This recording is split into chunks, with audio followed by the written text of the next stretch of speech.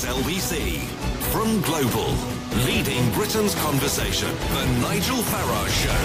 Mr. Nigel Farage. Thank you, Donald. Good evening, everybody. Well, the President wasn't mentioned at all in the Queen's speech today, as had been expected. We thought a state visit was coming this autumn. And, well, what a day it was. I'd said to you yesterday that it would be the most extraordinary spectacle, that the eyes of the world would be on the state carriage as it made its way to the Sovereign's entrance, and I couldn't have been more wrong.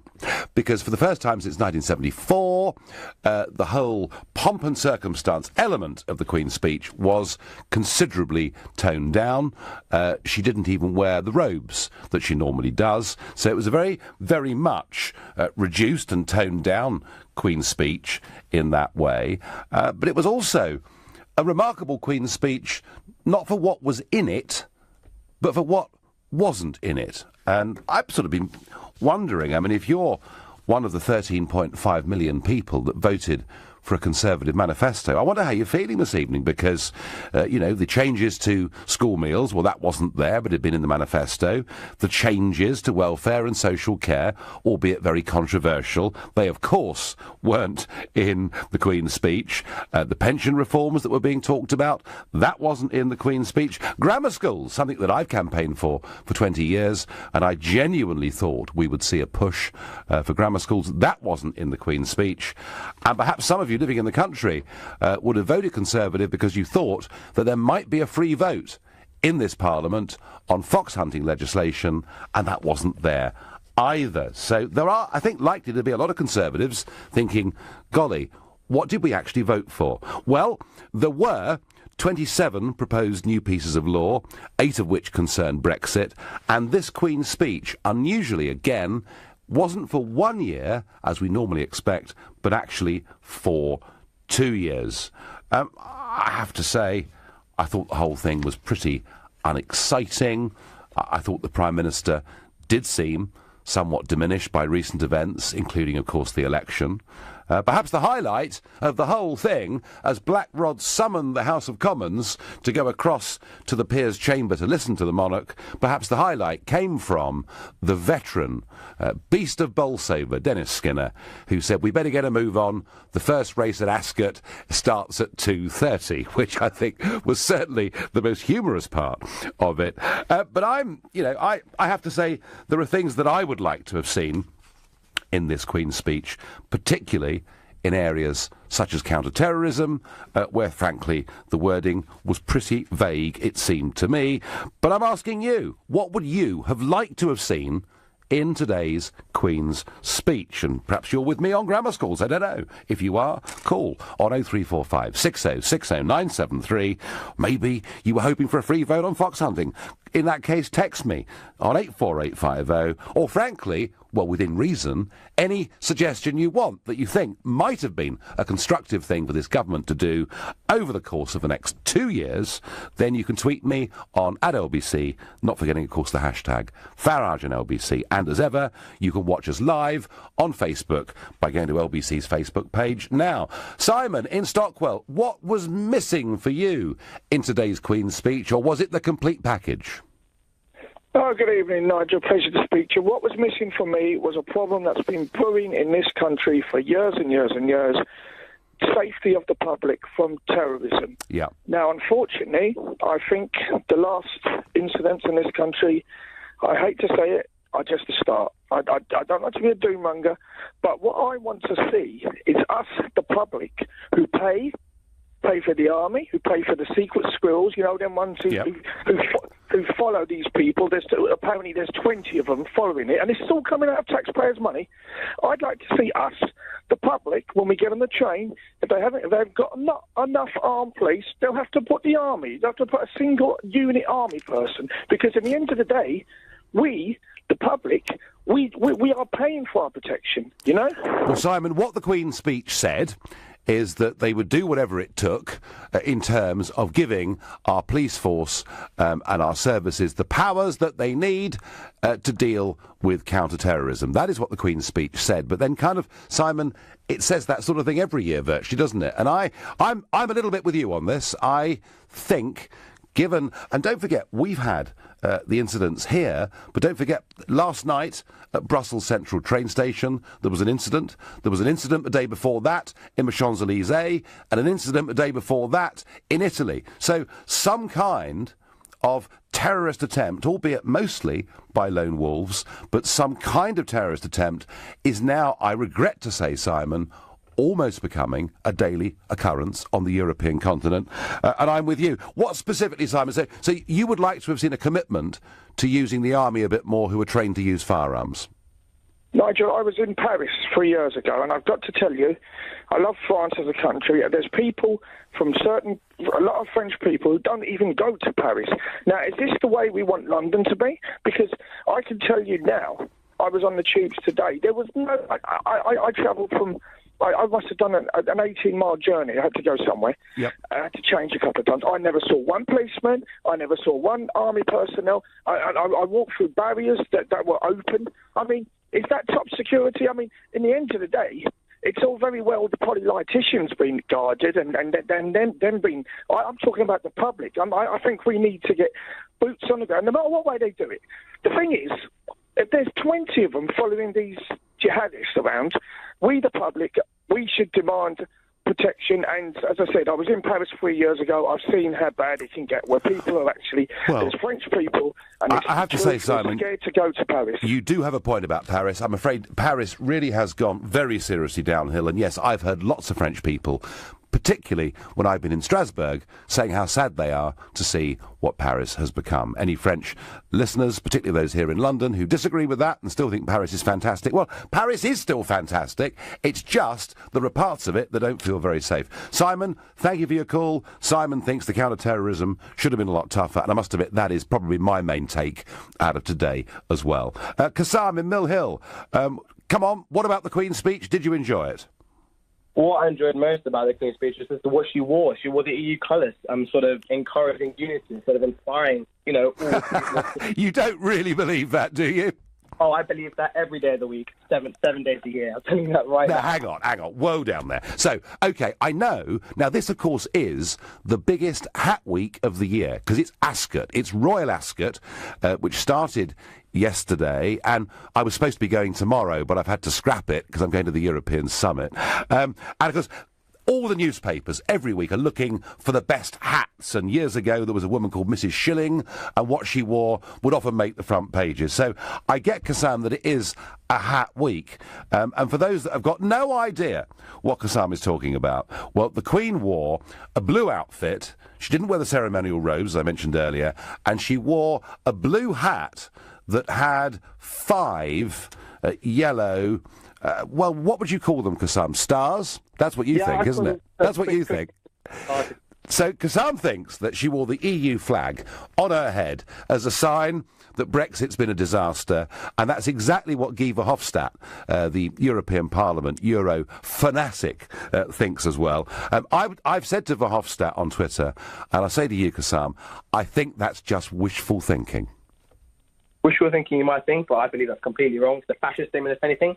And the days do add up, Nigel. You are my father. And I also believe that if you encourage more security and the Queen can inspire this, it'll be very useful for the future. But you honestly don't think the Queen thinks we should reverse Brexit, do you? No, I do believe that the Queen, she doesn't want to reverse Brexit, but she wants to show that, like like you said yourself, terrorism is increasing on the daily, on the minute. And we need to sort of, as a whole country and as a whole continent, we need to sort of combine together, and just the Queen can show unity. I think, Kassam, the more deeply we combine, I mean, we're going the other way, thank goodness, but the more deeply we combine with the continent, the worse terrorism is likely to get, because I'm afraid that their policies on this have led to too many people coming into the EU in the last couple of years, claiming to be refugees, but actually have come in with bad intent. That's what the terrorists want you to believe, and this is what we need to be ahead of them by 4 or 5 steps. And this is what I believe that if we do get the Queen to be more patriotic and more pushing unity, what bad can happen? Well, I'll tell you what the Queen will do, and, you know, I know she's 91, but what the Queen will do, and what she's always done, is she will continue to push unity with 52 countries who have a combined population of 2.3 billion, and it's called the Commonwealth, and she's the head of it, and she's massively proud of it, and I think one thing that we will get from Brexit, Kassam, is more chances to get closer to that wonderful global array of nations in the Commonwealth. I find that rather exciting, don't you? I do, and I believe the Queen's going to finesse it like she always does. She's been the Queen of finessing it throughout the years. She's been doing a great job. Yeah. Carries on going that way, keep on showing what she can do. I mean, she'll just screw her right into the good position, in my opinion. Kassam, thank you for your call. Kassam, a huge fan of the Queen. He thinks whatever she does, she's marvellous, but he believes there was a message of European unity there today from her hat. I have to tell you, I do not believe that. Colin on Facebook says, the Queen's speech shows that Theresa May has no vision. I felt embarrassed that Her Majesty had to read it. And Chris says, I'm so glad that the fox hunting ban stands. I was disappointed with May when she said she wanted to introduce a free vote. Well, disappointed, Chris, you may have been, but kind of, I asked this a couple of weeks ago, is there any point now to manifestos? I mean, I never in my life can I think of a general election manifesto, some of which was broken even before the election, and the whole point of a Queen's speech is to take that manifesto and to lay it out in terms of a legislative agenda, and it clearly hasn't happened. Must be a lot of very disappointed Conservative voters out there, that's all I can say. Right now, you're listening to The Nigel Farage Show, exclusively on LBC, and it's 7:15. Nick Ferrari at breakfast on LBC. To the Liberal Democrat Party, which faces its second hunt for a leader in 2 years. One of the people putting the name forward is Sir Vince Cable, of course, has only just regained his seat in Twickenham at the most recent general election. Another is Sir Ed... So there's Sir Vince Cable and there's Sir Ed... Why don't they just have a jousting competition? Just put them in suits of armour on horses and just have them race towards each other. Sir Vince Cable versus Sir Ed Davey, that's in touch with the masses, isn't it? Nick Ferrari at breakfast, every weekday morning from 7, only on LBC. With Hampton by Hilton, now open in Aberdeen. We've all been interrupted by them, and it often feels like stopping them is practically impossible. Starting Monday with Nick Ferrari at breakfast, and all next week, LBC will carry out a special report about nuisance phone calls. We'll look at everything from why you get them to how they get your number, with new Sky Talk Shield, Sky's personalised call screening service for your landline that lets you answer the calls you want and block the ones you don't. Find out more at lbc.co.uk. Car Giant has up to 10,000 cars in stock, all priced low to sell fast. It's how London buys its cars. Car Giant. A night on the town, just like you used to. Hubby's minding the little one. You're going to make this night count. Comfy king-size bed, currently being used as a wardrobe. Sort that later. Hair blow-dried. Base on. Check you out. Looking good. Meet up with the ladies at the bar, cheeky glass of fizz, and strut out into the night. Yep, you've still got it. Whatever your story, this is a great place to start. Premier Inn. Premier You. King-size bed subject to availability. This is the sound of someone breaking into your business. It's that simple. And once they're in your systems, they can do real damage. Hiscox Cyber and Data Insurance for small businesses covers everything from extortion to data theft. Our team of IT specialists will recover lost data and prevent further damage wherever possible, so you can concentrate on connections in the real world. Hiscox Cyber and Data Insurance. Ever onwards. The FCA has introduced a deadline to permanently end claims for missold PPI. When this passes, you could miss out. And with billions of pounds still to be repaid, some of that money could be yours. So call now and speak to Claim for Refunds. We have helped thousands win millions since 2009, and we could help you too. All we need is the name of your bank. So if you've had any loan or credit card, let Claim for Refunds find out for free if you had PPI. PPI. And if you have, you can claim yourself, or we can handle it for you. It's up to you. And if we don't win your money back, you don't pay a penny. Guaranteed. You could be owed thousands and not even know you have PPI. Call 0800 180 8180 or text PPI to 88882. Divorce. It affects every part of your life. You, your family, your home, your finances. And if you're a man facing divorce, perhaps even one you don't want, the situation becomes even more complicated. It's at times like these that you need a professional you can trust. Cordell & Cordell is dedicated to helping men in matters relating to divorce. Call now on 0330 60 60 161 or visit cordell.co.uk, office in central London. A partner men can count on. The Nigel Farage Show on LBC. Call 0345 6060 973. It was a Queen's speech that was notable for what wasn't in it, including most of the Conservative manifesto, from which they became not a majority government, but the biggest party just a couple of weeks ago. And one of the things I'd expected was to hear the Queen say that President Trump was going to be visiting the country on an official state visit. We'd all been told this was going to happen in October, and then we heard from White House sources within the last couple of weeks that actually they were thinking of postponing the trip. They were worried about large-scale protests. And I thought to myself, this is really worrying.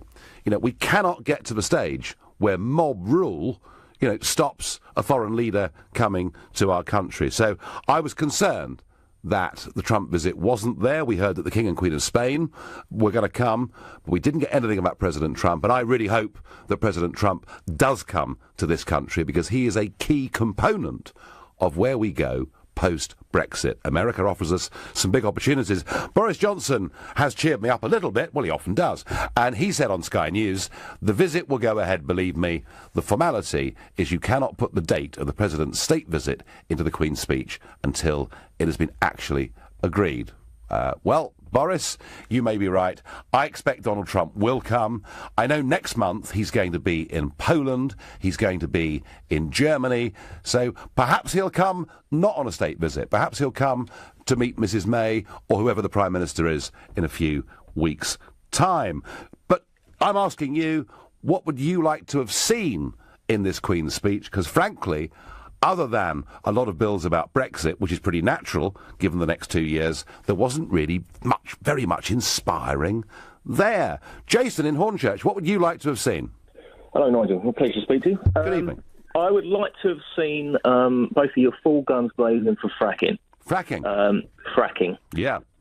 Basically, the energy security that this country now needs, rather than relying on basically untested nuclear technology, which is what they do in Hinkley Point, throwing billions at it. Effectively, you know, look what it's done for America. It's done amazing things effectively for their manufacturing, as in lowering their energy costs. The Boland Shale in the north of England is 10 times the thickness of the Marcellus Shale in the US. By all geologists, the shale, well, basically, it's mostly all over England. Unlucky Sturgeon, it's not in Scotland. But it's world class. It's absolutely world class. And it's you know, we've been lucky through our geology that we've had coal, and now we've got shale, and we should be utilising it. But Jason, in the last few weeks, there's been a pretty strong campaign saying that wind energy is now providing wonderful things for our energy needs. Are you telling me that you're sceptical about that? Just a little bit. Just a little bit. Right. Very often, because when I had to go around, you never actually see them blowing, or they seem to be on fire or shredding birds, which I don't particularly find particularly environmentally friendly. You know, this is a massive resource, Yep. Right now, with Brexit, we need to be all guns blazing on what we've got. We've got a huge resource, a natural resource. We should be doing that. We should be going to hell ever for things like Skylon, which is the child of hot oil, which would, you know, a plane that will get you from London to Sydney in 3 hours. These are the sort of things. Okay, maybe that's going a little bit too far for this conversation now. But Jason, you're basically saying there's a lack of vision on energy, and we're looking at a gift horse in the mouth given the Boland shale gas resources, yeah? Exactly, and it's not just the Bowland, down in the Weald Basin, it's all over. In Wales, there is a huge, huge resource that we are just not tapping into, and probably the Americans must think we're mad. Well, there's been a very effective PR campaign against fracking, hasn't there? And a lot of people, Jason, a lot of people in this country are very concerned about what fracking might do to their district. Yes, but it has been proved in America. A lot of these videos that you saw like flames coming out of taps and that they were completely false.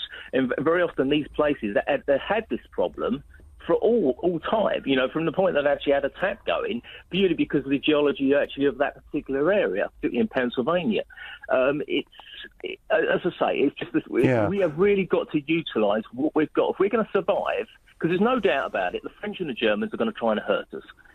A million miles. That's what they're going to do. I thought they were our allies and our friends. Yes. I mean, the French and German people are lovely people. Unfortunately, the people that have voted from France, and particularly the people that want Germany, have always hated us. And that's the way. Jason, thank you. But a very heartfelt pledge there from Jason that we need to get real on energy, to start fracking, to start bringing down prices, to start giving us... I think what Jason means is he wants us to have a competitive advantage over the rest of the EU. Burkhan in Sidcup, what was missing in today's Queen's speech for you? May's resignation. Right. Well, I think, to be honest, they had to sort of get the government going, didn't they? So that wasn't going to happen today. But what's wrong... Come on, what's wrong with Prime Minister May, Burkhan? Well, first things first, before I get started, I just want to say I told you so. Because I rang you a few times and I told you she was obviously trying to lose this election. Everyone says she didn't lose the election. Basically, she's in power, but she's powerless. So let's get that straight. Yes. Second of all, what your last caller said. Now, I'm a big innovator in energy, but I'm not the sort of energy he wants to do. I'm more into wind and solar energy.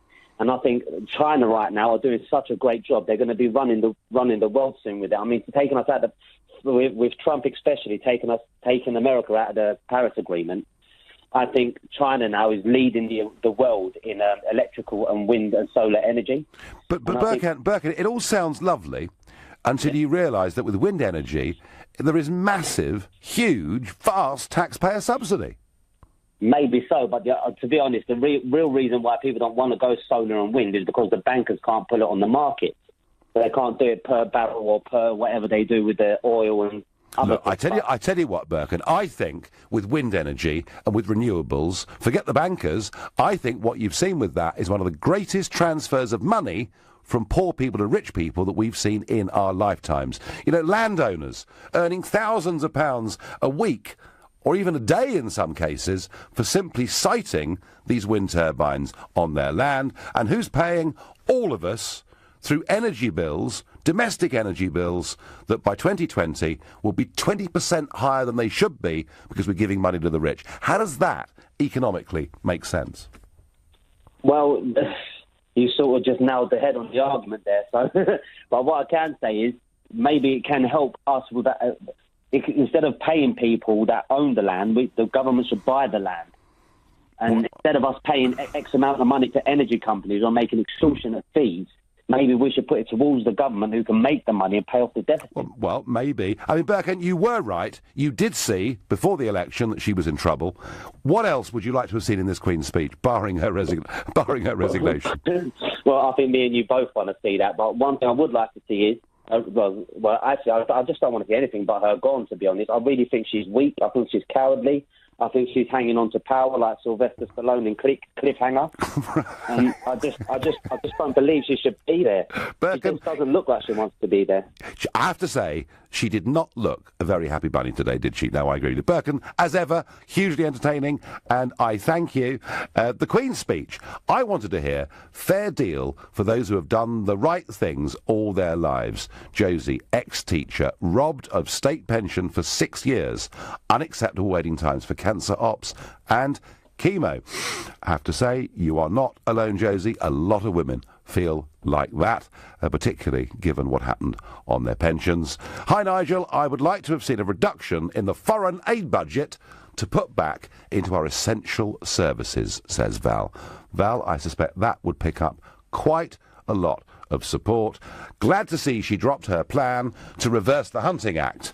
Well, I think, Mark, in Oxford, the point about that is that she was talking about having a free vote in Parliament as opposed to it being, a Conservative policy upon which people would have been whipped. Kathy thinks that the Queen's speech should have included trying to put morals and standards back into our society. Can't run a government on economics only. John, in Northampton, do you think was it a complete package for you or not? Well, the whole thing is not a complete package. It's a waste of time, if you ask me. Right. This government altogether, I think we're just heading down a completely, an alleyway of uncertainty, which only ends with a very bad ending. But either way, we keep going. But I mean, people like you, Nigel, you guys must be fairly intelligent to get to the positions that you've got. Oh, not necessarily, John. No, but go on. Well, I'd assume not. If you can't call it intelligence, I would have thought you've had enough exposure to understand the way the world works. Because the way I see the world is, you just got a whole lot of injustice, and we keep talking about, the threat of ISIS, the threat of Al Qaeda, the threat of this, the threat of that. Do people not understand that there is a war? And there has been a war in the Middle East for the past 50 years. Yeah, go on. If there's a war in the Middle East, that means there's going to be people from the Middle East that hate the Western world. And I think the million-dollar question is, are those wars in the Middle East necessary? And I think the answer is no. Well, I think, John, I think that the Iraq war was perhaps a bit of a turning point with this, wasn't it? To me, it was a disgrace. It's an absolute disgrace, and you've got 1.5 million people dead, at least. For what? Well, yeah, but we can't turn the clock back on that. I mean, what could the Queen have said on behalf of the government today that might have improved any of that? No, well, we can talk about our own foreign policy and how we treat people. I mean, we've got look at the fire in London now, the Tower Block. Mm-hmm. It's not about a Tower Block. It's how people are being treated. It's how poor people in this world are being treated. Right, so you would like to have heard more from the Queen about injustice in society and in the world, yeah? No, I'd like to hear about foreign policy and how we stop. OK, well, John, we got precious little of that. I thank you for your call. Foreign policy really barely featuring. You're listening to The Nigel Farage Show, exclusively on LBC. It's 7:30 and time for the news with Philip Chrysikos. The Prime Minister has said sorry for what she describes as failures in the local and national government response to the Grenfell Tower fire. It says the government confirms survivors will be rehomed nearby in a luxury development on Kensington High Street, where prices for private homes start at more than £1.5 million. Earlier, protesters demanding justice for the victims and the survivors marched from the Tower Block to Parliament. Theresa May's Commons apology came after the Queen's speech setting out the government's plans for the next 2 years. Brexit and tackling terrorism were the main focus. It also included a special task force to deal with disasters after what happened at Grenfell Tower. LBC weather after the hottest June day in the UK since 1976. It'll be dry and humid this evening and overnight, with heavy showers over eastern and western parts, a low of 19 degrees. Tomorrow, isolated showers easing by the afternoon, sunny across Scotland and Northern Ireland, a high of 26 degrees. LBC Travel. Good evening. I'm Andy Lake. Starting off in Hertfordshire, the M1 is crawling northbound for well over an hour between junction 4 for Edgware and 8 for Hemel Hempstead after an accident which has closed the inside lane. It's also left delays back onto the M25 and all around Watford and St Albans. Into East London, the A2 is down to just one lane eastbound in the Eltham Tunnel because of ongoing emergency repairs causing long queues back through the Blackwall Tunnel to Bow. In West London, Eastern Lane is closed westbound either side of the North Circular after a car caught fire earlier on, leaving delays in the area tonight. And in Warwickshire, the M42 is down to just one lane from 4 northbound between junction 3A for the M40 and junction 4 for the A34 as recovery work to an accident continues, causing queues along that stretch. For more real-time traffic updates, go to lbc.co.uk. This is LBC. Galliard presents brand new homes, all within 35 minutes of central London by train and tube, and all with Help to Buy, the government scheme that allows you to buy with just a 5% deposit. Buy now in Chelmsford from under £200,000, Slough from £230,000, Luton from under £150,000, Rickmansworth and Kings Langley from £235,000, and Hounslow from £260,000. We also fully furnish your home free of charge. Come to 63 to 81 High Street, Rickmansworth, WD3 1EQ from 5 p.m. on Friday 23rd of June until 4 p.m. on Sunday 25th. Call 0203 770 6300 or visit galliardhomes.com. That's galliardhomes.com. This is the sound of someone breaking into your business. It's that simple. And once they're in your systems, they can do real damage. Hiscox Cyber and Data Insurance for small businesses covers everything from extortion to data theft. Our team of IT specialists will recover lost data and prevent further damage wherever possible, so you can concentrate on connections in the real world. Hiscox Cyber and Data Insurance.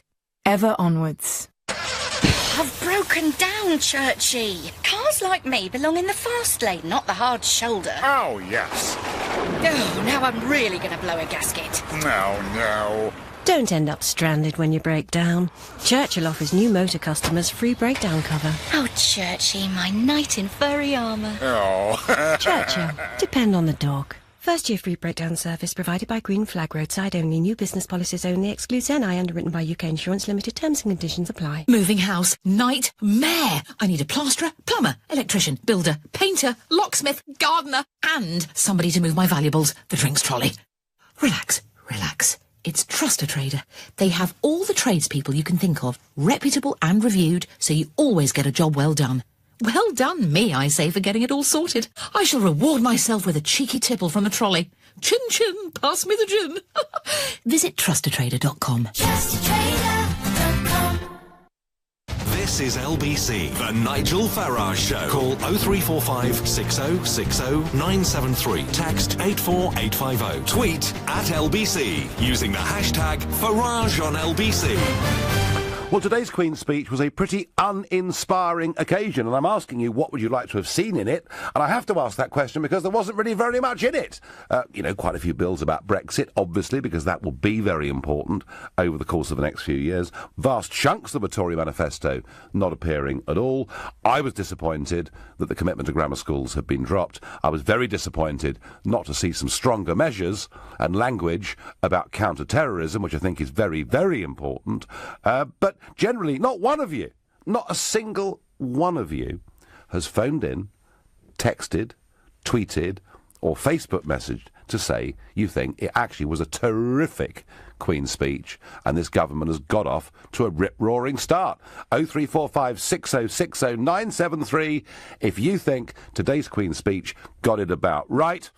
Alexander in Sheffield, what would you like to have seen in this Queen's speech? And good evening. Hi, Nigel. Pleasure to speak to you.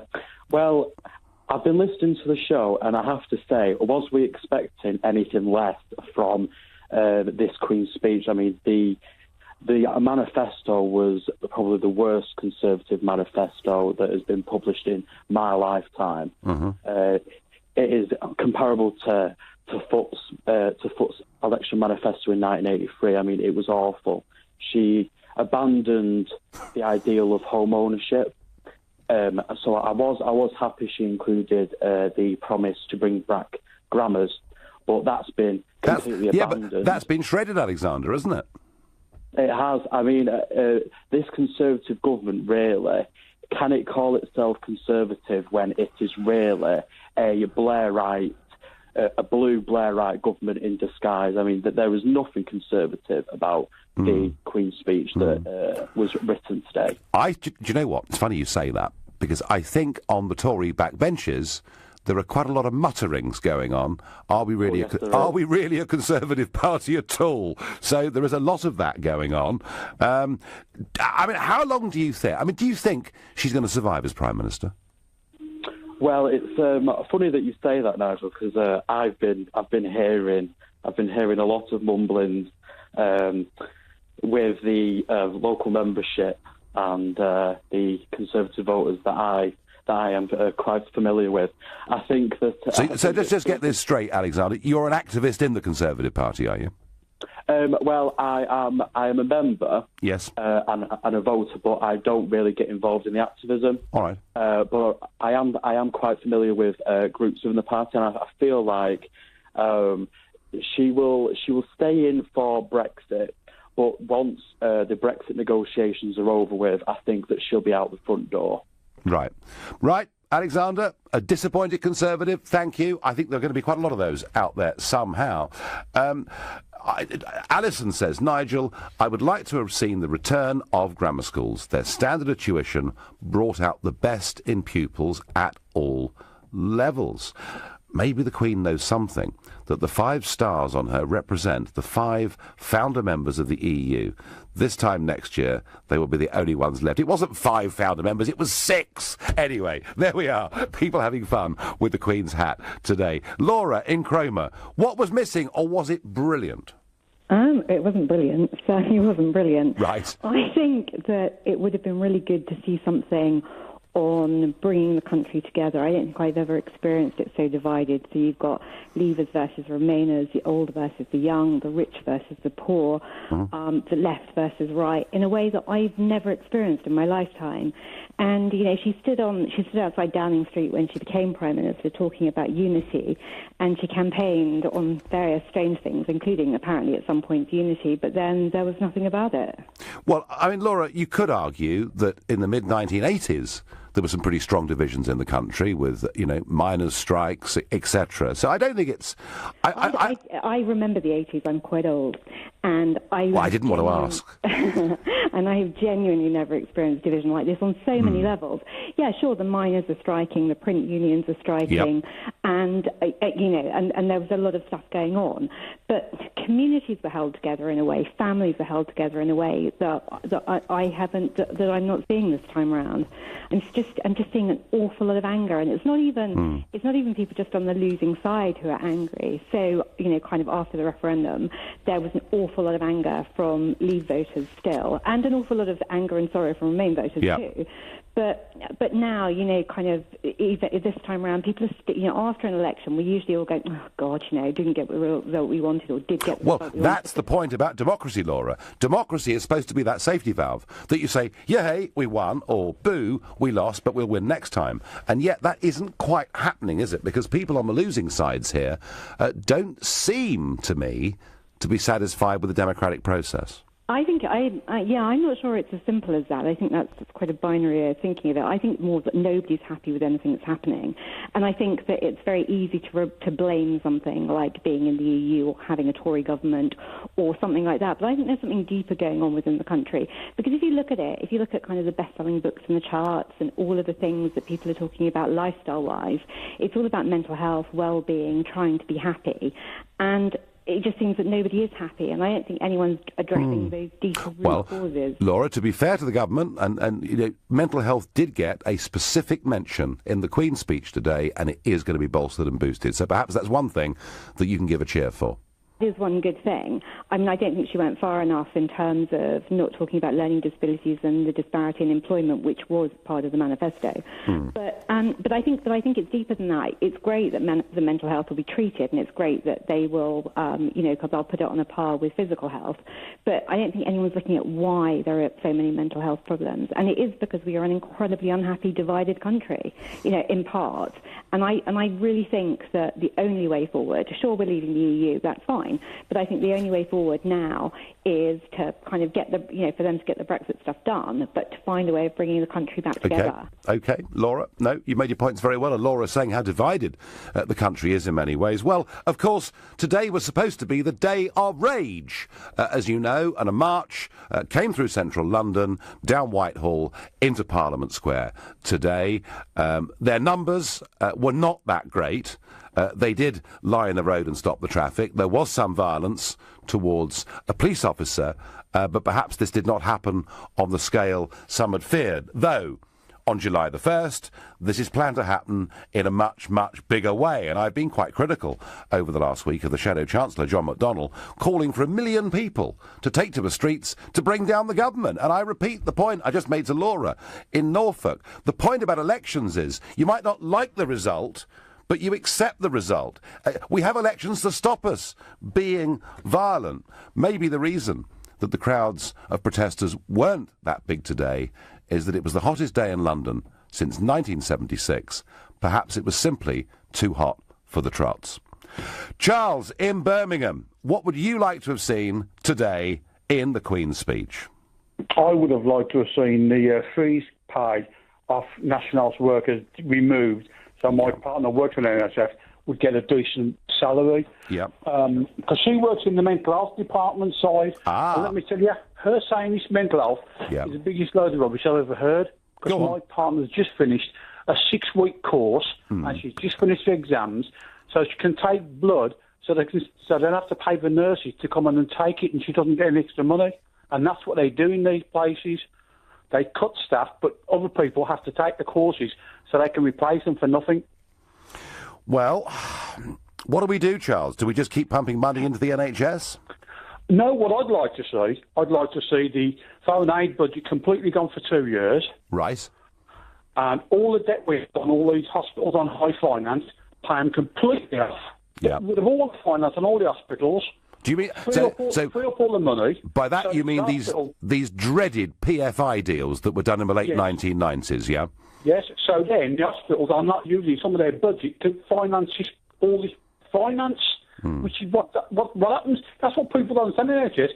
All these super hospitals, like we've got them in Birmingham, are having to pay for finance to keep up, to pay all the payments. I know, I'm aware of this. I've spoken to hospital trusts and they've said to me that this debt overhang from PFI is a massive, massive problem. And is your partner, Charles... 30-30. Is your partner, Charles, optimistic that at least mental health, was flagged up today as something that is going to get more resources? As she said to me, she's heard it all before and she'll always hear it, but nothing never happens. All that happens is that, as I say, different people on different courses, and they cut. She'll tell you, in January, they couldn't find a bed in Birmingham, and the nearest bed for this person was in Wales. They had to take them by ambulance to Wales.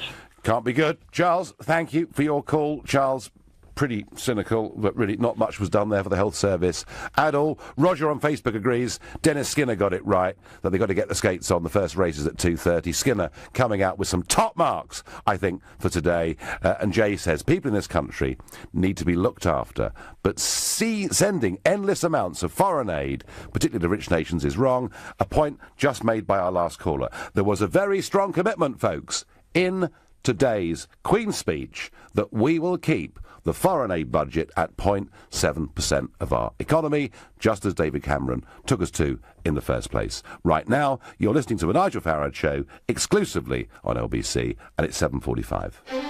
Coming up at 8 on LBC, Clive Bull. Despite some bold pledges in the Tory manifesto, there was little mention of housing in today's Queen's speech. What kind of action on housing would you like to see? Clive Bull on LBC. When you hear a PPI commercial like this, you think, I wonder if I ever did have PPI, and maybe I should claim with the deadline being announced. And then you think, oh, but I'm not sure where my paperwork is. So you end up doing nothing. Well, here's the easiest thing in the world to do. Just text the word EASY to 60777 and the claims guys will conduct a free search to discover if you ever had PPI. And then you can decide to pursue the claim yourself or get the claims guys to do it for you. Text EASY to 60777 now. The claims guys. The life of a van driver, a life of surprises, a life we chose without compromises. We're a bit different, more than just a van, not all bacon sarnies and right arm tans. Days unique, sights ever-changing. Freedom, flexibility, jobs wide-ranging. A life on the road, one without strife. We're van drivers. This is our van life. Live your van life in the new multi-award winning Toyota Pro-Ace. What van like commercial vehicle of the year 2017? On contract hire at £199 per month. Toyota, always a better way. Pro-Ace Comfort Medium 1.1695 DIN HP. Available on contract hire at £199 per month over 3 years. Initial rental £1,194. Business users over 18 only. Excluding VAT of 20%. Conditions apply. Wilbur and I are on a mission with British Gas to help make Britain's homes smarter. We've been all over the country helping install our new smart meters and he's worn out, poor lad. You'll see how much energy you're using in pounds and pence, putting you in control of your energy use. And your smart meters automatically send us your readings, so you'll always have accurate bills.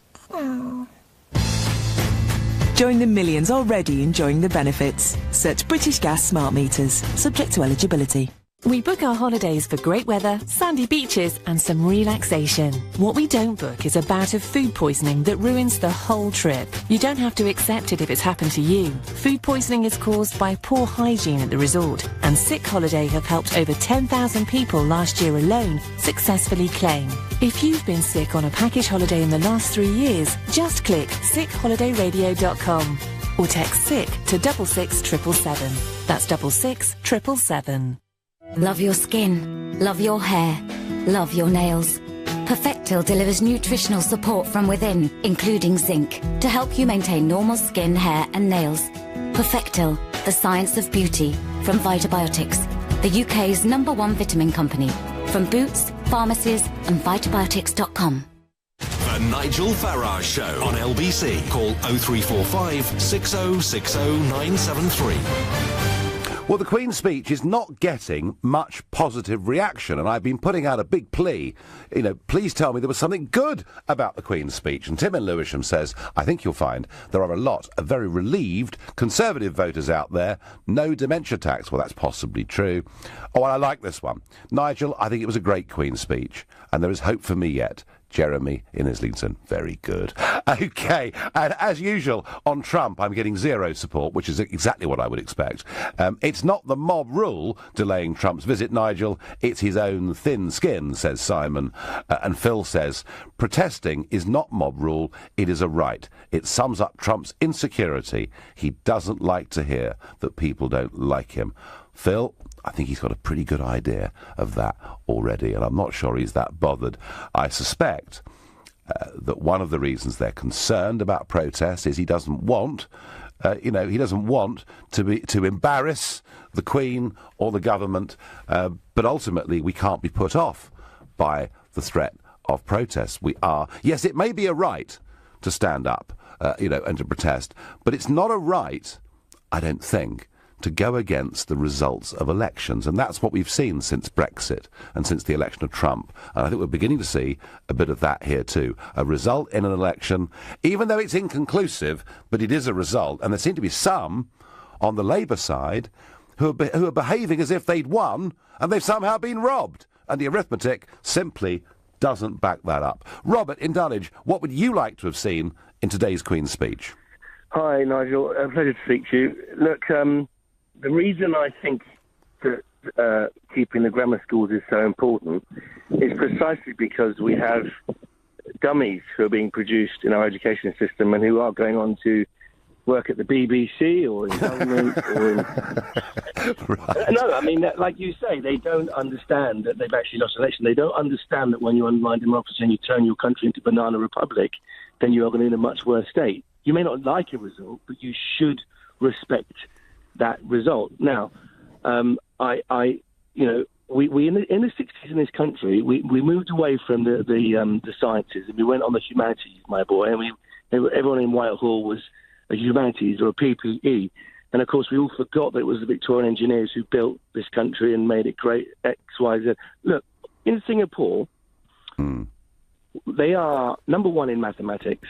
Their children are as good as our kids at 16 when they're 13 years old. Do you know, Robert? I met a couple of years ago.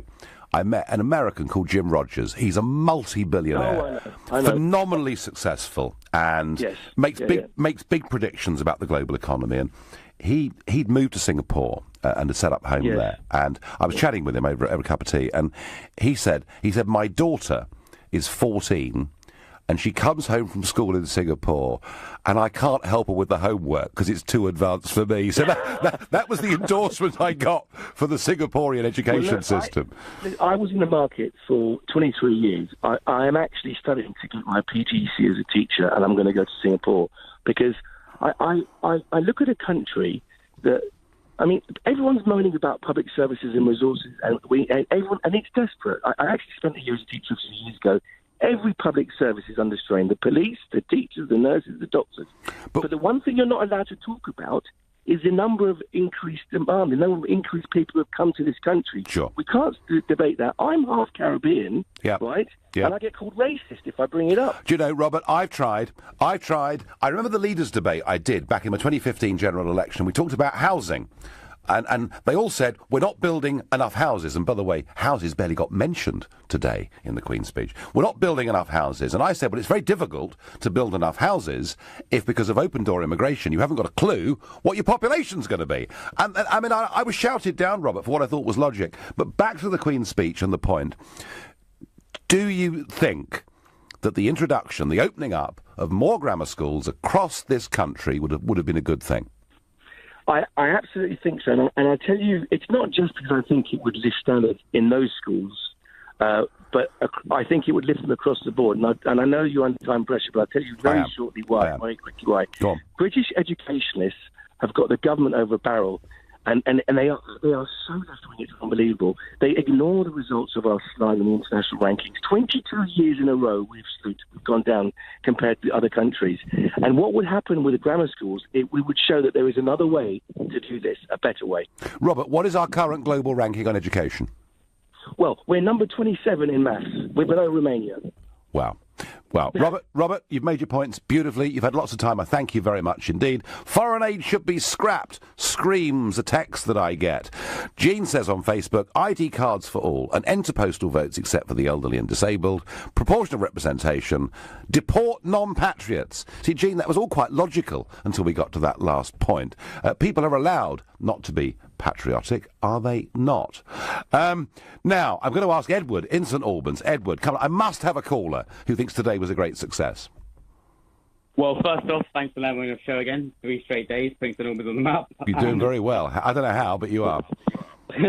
Thank you. And I was going to say that I'm not going to agree with that. I'm going to say it was a really bad Queen's speech because it just failed democracy.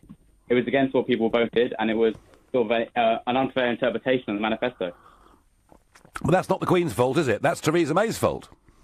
No, of course I'm not blaming the Queen, but, you know, it's a Queen's speech written by Theresa May, and a lot of the things that were in that manifesto just weren't mentioned. Like, if I just loved killing foxes, and it was like one of my favourite things, and I sat watching the election result, fox in hand, thinking I'm going to be able to kill this the second the Conservatives get, you know, a mandate, and then suddenly now my main interest has just been lost, because now that the fox hunting ban is not going to be repealed, and what I voted for is just irrelevant. Well, I don't think the fox hunting bill was going to be repealed anyway. The point was she was going to put it to a free vote. But, Edward, she's dropped vast amounts of the manifesto, and I think you're right. What is the point of voting for manifestos if within a couple of weeks they've half disappeared? Edward, I thank you. Malcolm says to me on text, we need reminding that we are the greatest nation in the world, past, present and future, and you are correct about the Commonwealth. Keith in Bristol. Keith, do you think she got the balance of the speech right, given that many things like dementia tax were a disaster during the campaign? Keith's gone. I'll go to Michael in Hampton. Michael, are you there? Yes, I am. In sunny Hampton. Yeah, well, hello, sunny Hampton. Now, Michael, tell me, what should have been in this Queen's speech? Well, what I think is that I always thought the manifestos were a wish list anyway, and if you put too much stuff in there, you don't do most of it. In my view, the most important thing, and I'm sure you'll agree, is to get Brexit right.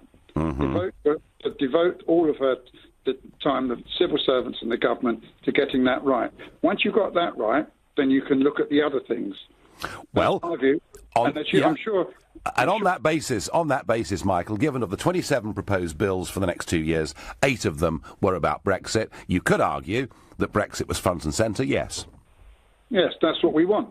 Right. Otherwise, that's the most important thing. The others, fox hunting, grammar schools, are important to some people, but to you, particularly, I'm sure you're very pleased that Brexit is front and centre. Then there's no excuse. They can devote all this time to it, so they've got to get it right. Well, Michael, I'm pleased you've raised that. I think the Brexit stuff in the Queen's speech, I mean, there was one wishy-washy line about putting together a consensus on Brexit. Well, if you put together a consensus of people in Parliament, there won't be Brexit at all.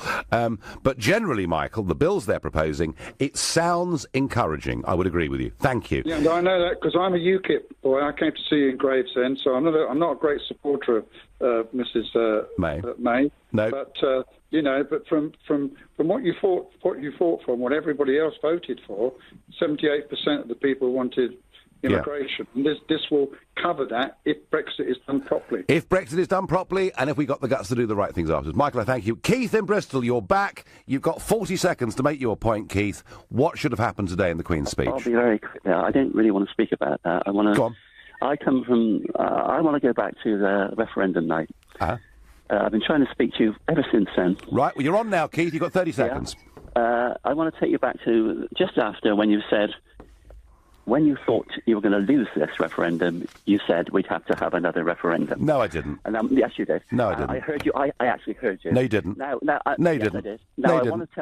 want to ask No, you. you didn't. Yes, Keith, you did. sorry, matey, that you're talking about an article that appeared in the Daily Mirror when I said there'll be some, particularly some in the Conservative Party, who would not accept the result, but the chances of us getting a second referendum are about zero because Parliament bitterly regrets having given us this opportunity. Keith, I'm sorry it was short, but also, to be fair, Keith, it wasn't to the point. But when we do one on whether there should be a second referendum, call and we'll put you straight on.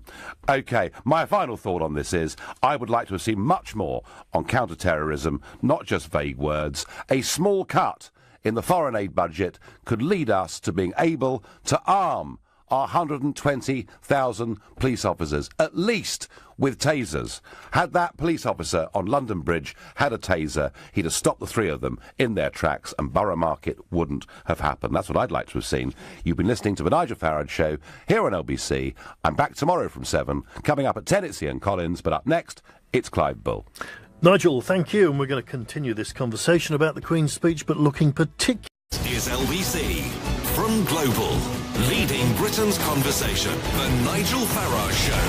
Mr. Nigel Farage. Thank you, Donald. Good evening, everybody. Well, the President wasn't mentioned at all in the Queen's speech today, as had been expected. We thought a state visit was coming this autumn. And, well, what a day it was. I'd said to you yesterday that it would be the most extraordinary spectacle, that the eyes of the world would be on the state carriage as it made its way to the Sovereign's entrance, and I couldn't have been more wrong. Because for the first time since 1974, the whole pomp and circumstance element of the Queen's speech was considerably toned down. She didn't even wear the robes that she normally does. So it was a very, very much reduced and toned down Queen's speech in that way. But it was also a remarkable Queen's speech, not for what was in it, but for what wasn't in it. And I've sort of been wondering, I mean, if you're one of the 13.5 million people that voted for a Conservative manifesto, I wonder how you're feeling this evening, because, you know, the changes to school meals, well, that wasn't there, but it had been in the manifesto. The changes to welfare and social care, albeit very controversial, they, of course, weren't in the Queen's speech. The pension reforms that were being talked about, that wasn't in the Queen's speech. Grammar schools, something that I've campaigned for 20 years, and I genuinely thought we would see a push for grammar schools. That wasn't in the Queen's speech. And perhaps some of you living in the country would have voted Conservative because you thought that there might be a free vote in this Parliament on fox hunting legislation, and that wasn't there either. So there are speech, or was it the complete package? Oh, good evening, Nigel. Pleasure to speak to you. What was missing for me was a problem that's been brewing in this country for years and years and years.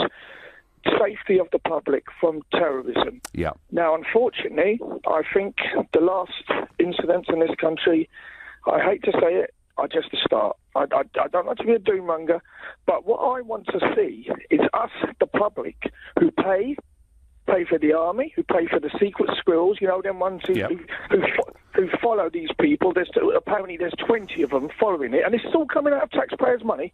I'd like to see us, the public, when we get on the train, if they've got not enough armed police, they'll have to put the army. They'll have to put a single unit army person, because at the end of the day, we, the public, we are paying for our protection, you know? Well, Simon, what the Queen's speech said is that they would do whatever it took in terms of giving our police force and our services the powers that they need to deal with counter-terrorism. That is what the Queen's speech said. But then kind of, Simon, it says that sort of thing every year virtually, doesn't it? And I'm a little bit with you on this. I think given, and don't forget, we've had the incidents here, but don't forget, last night at Brussels Central train station, there was an incident. There was an incident the day before that in the Champs-Élysées, and an incident the day before that in Italy. So some kind of terrorist attempt, albeit mostly by lone wolves, but some kind of terrorist attempt is now, I regret to say, Simon,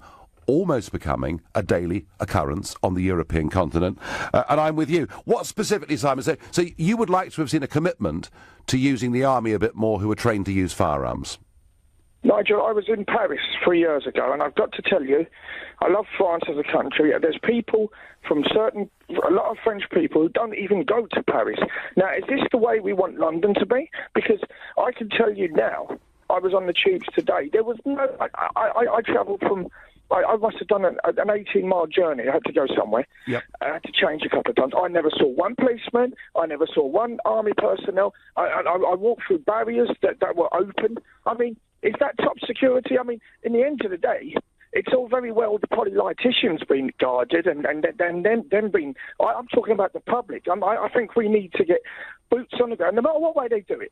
The thing is, if there's 20 of them following these jihadists around, we, the public, we should demand protection. And as I said, I was in Paris 3 years ago. I've seen how bad it can get, where people are actually... there's French people, and I have to say, Simon, scared to go to Paris. You do have a point about Paris. I'm afraid Paris really has gone very seriously downhill. And yes, I've heard lots of French people, particularly when I've been in Strasbourg, saying how sad they are to see what Paris has become. Any French listeners, particularly those here in London, who disagree with that and still think Paris is fantastic, well, Paris is still fantastic. It's just there are parts of it that don't feel very safe. Simon, thank you for your call. Simon thinks the counter-terrorism should have been a lot tougher, and I must admit that is probably my main take out of today as well. Kassam in Mill Hill, come on, what about the Queen's speech? Did you enjoy it?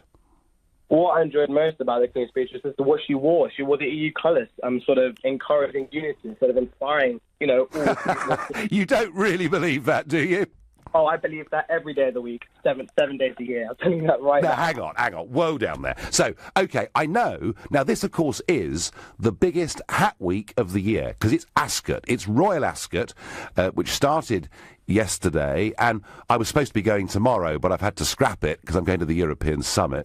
And, of course, all the newspapers every week are looking for the best hats, and years ago there was a woman called Mrs. Schilling, and what she wore would often make the front pages. So I get, Kassam, that it is a hat week, and for those that have got no idea what Kassam is talking about, well, the Queen wore a blue outfit. She didn't wear the ceremonial robes, as I mentioned earlier, and she wore a blue hat that had 5 yellow... well, what would you call them, Kassam? Stars? That's what you think, isn't it? That's what you think. So Kassam thinks that she wore the EU flag on her head as a sign that Brexit's been a disaster, and that's exactly what Guy Verhofstadt, the European Parliament Euro fanatic, thinks as well. I've said to Verhofstadt on Twitter, and I say to you, Kassam, I think that's just wishful thinking. Wishful thinking, you might think, but I believe that's completely wrong. It's a fascist statement, if anything. And the days do add up, Nigel. You are my father. And I also believe that if you encourage more security and the Queen can inspire this, it'll be very useful for the future. But you honestly don't think the Queen thinks we should reverse Brexit, do you? No, I do believe that the Queen, she doesn't want to reverse Brexit, but she wants to show that, like like you said yourself, terrorism is increasing on the daily, on the minute. And we need to sort of, as a whole country and as a whole continent, we need to sort of combine together, and just the Queen can show unity. I think, Kassam, the more deeply we combine, I mean, we're going the other way, thank goodness, but the more deeply we combine with the continent, the worse terrorism is likely to get, because I'm afraid that their policies on this have led to too many people, I think likely to be a lot of Conservatives, thinking, golly, what did we actually vote for? Well, there were 27 proposed new pieces of law, 8 of which concern Brexit, and this Queen's speech, unusually again, wasn't for 1 year, as we normally expect, but actually for 2 years. I have to say, I thought the whole thing was pretty unexciting. I thought the Prime Minister did seem somewhat diminished by recent events, including, of course, the election. Perhaps the highlight of the whole thing, as Black Rod summoned the House of Commons to go across to the Peers' chamber to listen to the monarch, perhaps the highlight came from the veteran, beast of Bolsover, Dennis Skinner, who said, we better get a move on. The first race at Ascot starts at 2:30, which I think was certainly the most humorous part of it. But I have to say, there are things that I would like to have seen in this Queen's speech, particularly in areas such as counter-terrorism, where, frankly, the wording was pretty vague, it seemed to me. But I'm asking you, what would you have liked to have seen in today's Queen's speech? And perhaps you're with me on grammar schools, I don't know. If you are, call on 0345 6060 973. Maybe you were hoping for a free vote on fox hunting. In that case, text me on 84850, or frankly, well, within reason, any suggestion you want that you think might have been a constructive thing for this government to do over the course of the next 2 years. Then you can tweet me on @LBC, not forgetting, of course, the hashtag Farage and LBC. And as ever, you can watch us live on Facebook by going to LBC's Facebook page now. Simon in Stockwell, what was missing for you in today's Queen's